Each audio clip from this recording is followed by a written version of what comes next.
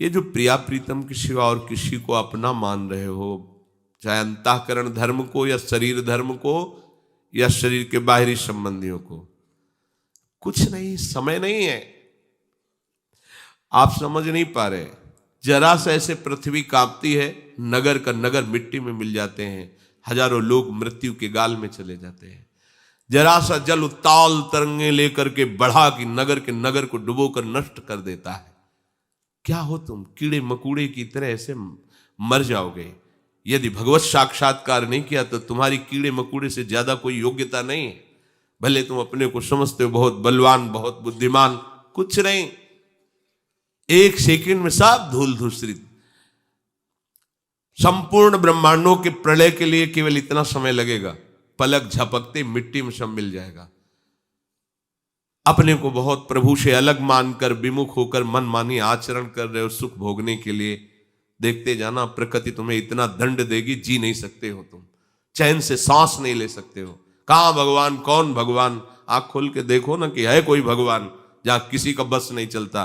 तुम्हारी ये सब मिसाइलें, तोपे, तुम्हारी सारी ज्ञान विज्ञान के साथ धूल धूसरित हो जाएगा। यदि भगवान का अपमान करोगे, अवहेलना करोगे, विमुख होकर रहोगे तो ऐसे धूल धूसरित हो जाओगे, किसी काम के नहीं रहोगे।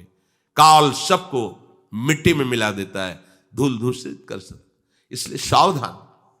ये जीवन केवल प्रभु के लिए मिला। चतुराई इसी में, जल्दी से भगवत प्राप्ति करो। भगवत प्राप्ति जल्दी से असंग हो जाओ, अन्य सहारे छोड़ दो, अन्य आश्रय छोड़ दो। जीव के कर्म का भोग उसकी बुद्धि ही दिलाती है।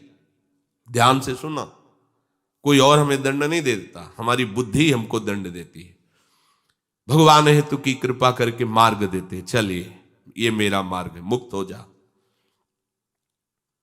और उसकी बुद्धि बार बार उसको प्रेरित करके संसार की तरफ, भोगों की तरफ, विषयों की तरफ, अहम की तरफ, धन का बल लेकर के विचरण करती।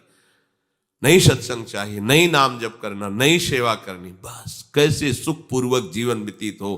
क्या सुख? खा लिया, पी लिया, सो लिया, भोग लिया, इसे सुख। ये सब पांच भौतिक शरीर की चेष्टाएं हैं। कितने दिन ये शरीर, कितने दिन ये सुख सामग्री नष्ट हो जाओगे, फिर शांति नहीं मिलेगी कहीं, किसी भी लोक में। अभी समझ में नहीं आ रहा, अज्ञान की धरा में, इसलिए अहम की वृत्ति में फूले घूम रहे हो।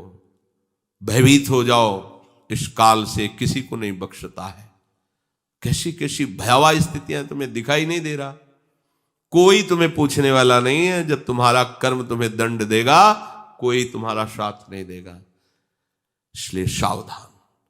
अनन्य निष्ठा भगवत प्राप्ति का पताका है। अगर अनन्य निष्ठा आ गई तो तुम कैसे हो इस पर तुम बिल्कुल चिंतन मत करो, किनके हो इस पर चिंतन करो, तुम्हें निश्चित भगवत प्राप्ति हो जाएगी।